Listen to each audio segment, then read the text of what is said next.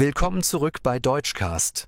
Ich bin Klaus und heute geht's um ein Thema, das viele von euch bewegt, die Ausbildung in Deutschland. Und ich freue mich sehr, dass heute Susanne bei mir ist. Sie kennt sich mit dem deutschen Ausbildungssystem nicht nur theoretisch aus, sondern bringt auch persönliche Erfahrungen mit. Hallo Susanne. Hallo Klaus, schön hier zu sein. Ich freue mich auf das Gespräch, denn das Thema ist so wichtig und gleichzeitig voller Missverständnisse. Genau. Ich finde, viele Menschen denken bei Ausbildung sofort an: Ich will arbeiten, aber nicht studieren. Doch in Wirklichkeit steckt viel mehr dahinter, oder? Auf jeden Fall, eine Ausbildung in Deutschland ist eigentlich viel mehr als nur eine Berufseinstiegsoption. Sie ist ein echter Karriereweg und das auf sehr praktische, strukturierte Art. Das sogenannte duale System ist weltweit bekannt. Du arbeitest in einem Unternehmen und gehst parallel in die Berufsschule. Also Theorie und Praxis, Hand in Hand. Und gerade das macht es für viele attraktiv. Ich finde es spannend, dass Unternehmen dabei oft sehr engagiert sind. Sie investieren wirklich in ihre Auszubildenden. Stimmt, das ist auch einer der Gründe, warum man in vielen Fällen nach der Ausbildung direkt übernommen wird. Ich habe mal gelesen, über 60% der Azubis bleiben im Unternehmen. Das zeigt, wie stark das System mit dem Arbeitsmarkt verknüpft ist. Weißt du, Susanne, ich habe manchmal das Gefühl, dass viele Leute, gerade auch im Ausland, die Ausbildung in Deutschland gar nicht als echte Karriereoption wahrnehmen. Als wäre sie nur Plan B, wenn das Studium nicht klappt. Ja, das höre ich auch oft. So nach dem Motto: Ausbildung ist nur was für Handwerker, Studium ist für die mit Zukunft. Aber das stimmt längst nicht mehr. Die Realität sieht ganz anders aus. Ja, genau. Ich finde, wir sollten hier mal ordentlich aufräumen mit diesen alten Klischees. Denn in Wahrheit ist die Ausbildung für viele Menschen ein richtiges Sprungbrett, nicht nur in den Beruf, sondern sogar in Führungsetagen. Absolut. Und das Beste daran ist, sie ist praxisnah. Während man im Studium oft erst nach 3 oder 5 Jahren in die echte Arbeitswelt eintaucht, ist man bei einer Ausbildung von Tag 1 an mittendrin. Man erlebt den Beruf, das Unternehmen, die Kunden und wächst dabei mit jeder Woche. Ich finde das besonders für Leute spannend, die lieber aktiv lernen, mit den Händen oder direkt im Team. Die Ausbildung bietet genau das, aber mit Perspektive. Ich kenne zum Beispiel einen früheren Azubi im Bereich Logistik. Der ist heute Bereichsleiter in einem internationalen Unternehmen. Alles über den Weg der Ausbildung.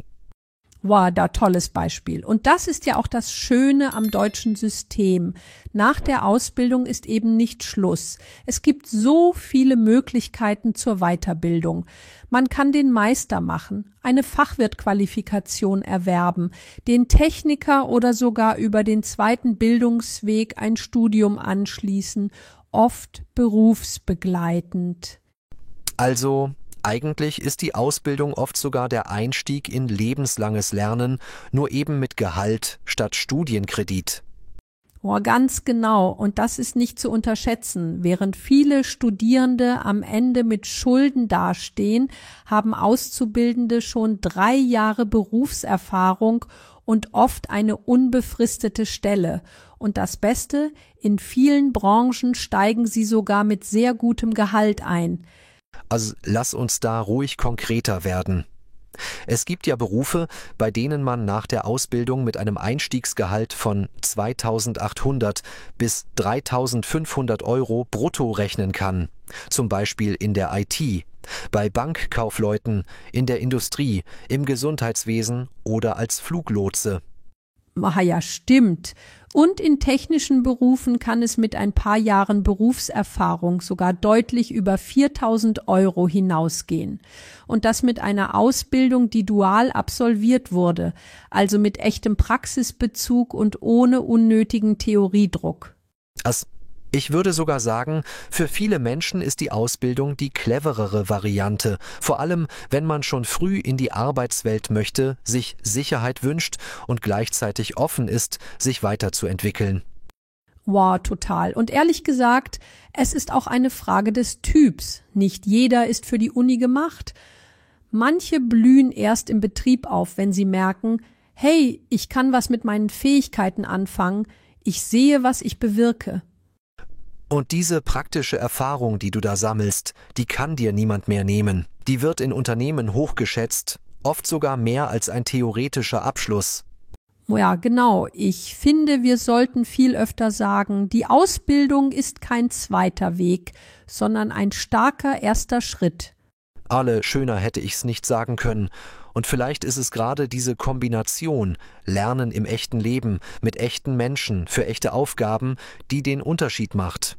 Wow, und ganz ehrlich, Klaus, wenn man in der Ausbildung merkt, dass der Beruf nicht passt, dann hat man das auch früh erkannt und kann sich neu orientieren, ohne gleich 5 Jahre Studium verloren zu haben. Stimmt. Eine Ausbildung bietet Struktur, Tiefe und Spielraum. Das ist keine Sackgasse. Das ist ein echter Startblock.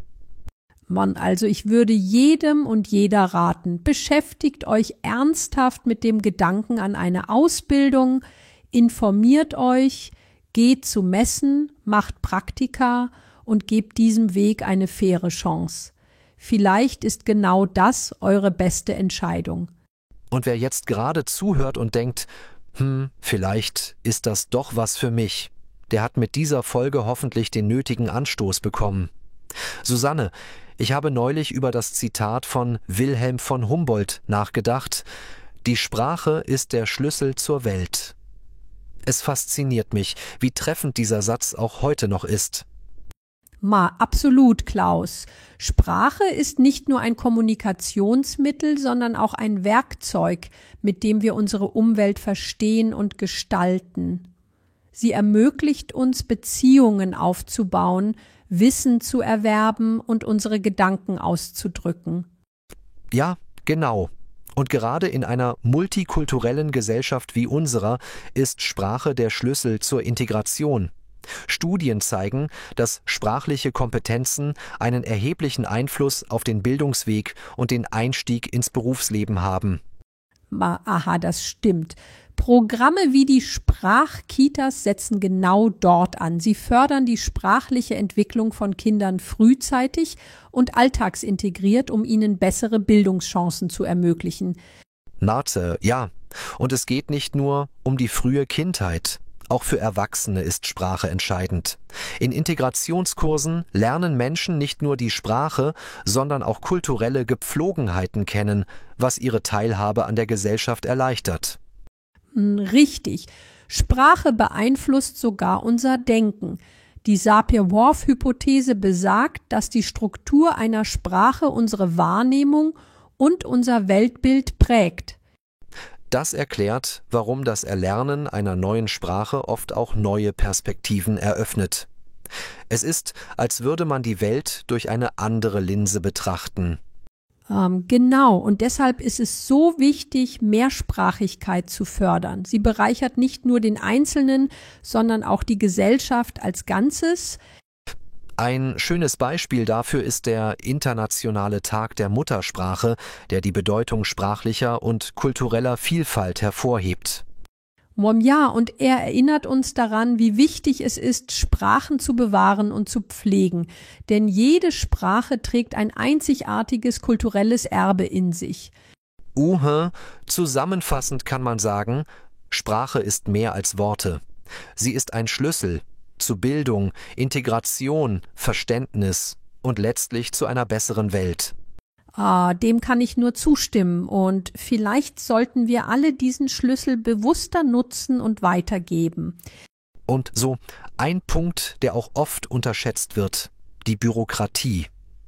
Ich erinnere mich, dass viele internationale Azubis sagen, die Formulare und Anträge seien fast schwerer als die Ausbildung selbst. Da ist was dran. Zwischen Visum, Anmeldung, Kontoeröffnung, Krankenversicherung, das ist ein Projekt für sich. Aber auch hier gibt's Hilfe. ZAMSB, Beratungsstellen, Welcome Center oder die Agentur für Arbeit. Und regional gibt's auch Unterschiede, oder? Absolut. In Großstädten wie Berlin oder Hamburg gibt's mehr Angebote, aber auch mehr Konkurrenz. In ländlichen Regionen gibt es weniger Bewerber, also oft bessere Chancen. Na, jetzt mal ganz ehrlich. Wenn du dich entscheiden müsstest, Ausbildung in einem großen Konzern oder in einem kleinen Betrieb? Schwierige Frage. Große Unternehmen bieten meist mehr Struktur, oft höhere Gehälter, Zusatzleistungen wie Weihnachtsgeld oder Weiterbildung. Aber kleine Betriebe punkten mit persönlicher Atmosphäre, früher Verantwortung und engerem Kontakt zum Chef. Ja, es kommt darauf an, was dir wichtiger ist. Also, beides hat Vor- und Nachteile. Und der Beruf spielt natürlich auch eine Rolle. Wie findet man überhaupt eine gute Ausbildung? Das ist die Frage. Und viele machen dabei leider Fehler. Sie bewerben sich zu spät oder an Stellen, die gar nicht zu ihnen passen. Was empfiehlst du? Hier sind meine Tipps. Frühzeitig bewerben. Viele Firmen suchen 1 Jahr im Voraus. Deutsch verbessern, je besser, desto mehr Auswahl. Jobmessen und Praktika nutzen. Netzwerke sind Gold wert. Lebenslauf anpassen, nicht generisch, sondern individuell, selbstbewusst ins Gespräch gehen, freundlich, vorbereitet, interessiert. Aha, das klingt sehr klar und praxisnah. Ich glaube, viele HörerInnen werden sich das gleich notieren. Susanne, es war ein wirklich spannendes Gespräch mit vielen Aha-Momenten. Danke dir, Klaus. Ich hoffe, viele unserer ZuhörerInnen fühlen sich jetzt motiviert, den Weg der Ausbildung wirklich in Betracht zu ziehen. So, und wir wollen natürlich auch wissen, was denkt ihr? Habt ihr schon Erfahrungen mit der Ausbildung in Deutschland gemacht? Welche Berufe interessieren euch am meisten? Schreibt's uns gern in die Kommentare. Und wenn ihr noch Fragen habt, stellt sie. Vielleicht greifen wir sie in einer der nächsten Folgen auf. Also, nicht vergessen, Storytime.